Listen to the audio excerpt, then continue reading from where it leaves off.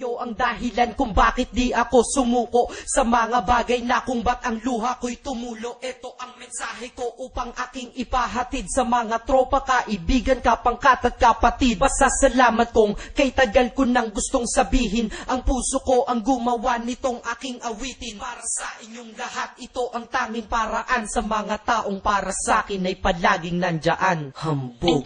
Kayo ang dahilan kung bakit di ako sumuko sa mga bagay na kung ba't ang luha ko'y tumulo. Ito ang mensahe ko upang aking ipahatid sa mga tropa, kaibigan, kapangkat at kapatid. Pasasalamat kong kay tagal ko nang gustong sabihin. Ang puso ko ang gumawa nitong aking awitin. Para sa inyong lahat, ito ang tanging paraan sa mga taong para sa akin ay palaging nandyan. Upang ako'y mabigyan ng kalakasan ng loob at manatili na nakatayo at di patataob na kahit na anumang pagsubok na nagdadatingan. Di ako takot pagkat alam kong may malalapitan. Pag ako ay mayroong problema na dinadala, akala ko ako'y nag-iisa, ngunit hindi pala. Alam nyo ba kung bakit?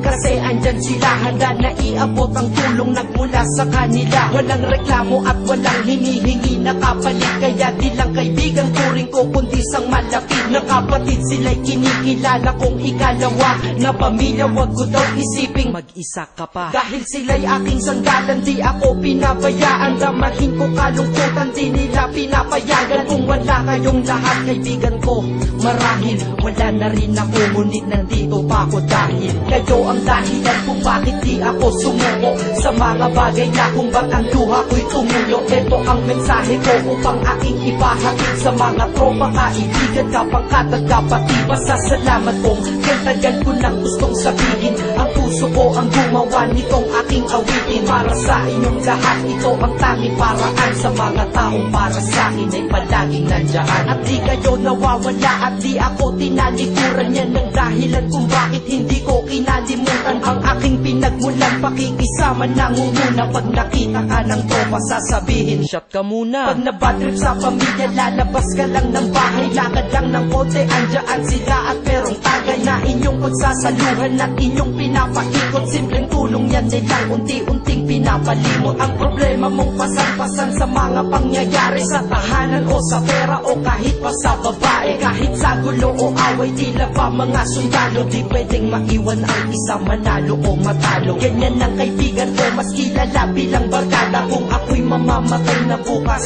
ako'y handa na. At kung may ikalawang mundo o buhay para sa'kin, sana magiging tropa ko kayo pa rin. Kayo ang dahilan kung bakit di ako sumuko sa mga bagay na kung ba't ang luha ko'y tumulo. Ito ang mensahe ko upang aking ipahatid sa mga tropa, kaibigan, kapangkat at kapatid. Pasasalamat kong kay tagal ko nang gustong sabihin. Ang puso ko ang gumawa nitong aking awitin. Para sa inyong lahat, ito ang tanging paraan sa mga taong para sa akin ay palaging nandyan. Kaya ako'y kontento na dahil kayo'y naging parte ng buhay ko. Sa kabutihan nyo, paano ko gagante? Magtatawagan ng mga tropa, kita-kita lang sa kanto. Pagkatapos didiskarte ng pitselyosi at baso. Papaikot ang sombrero para mag-ambag ang tropa. Kahit 20 pwede na, basta lamang makatoma.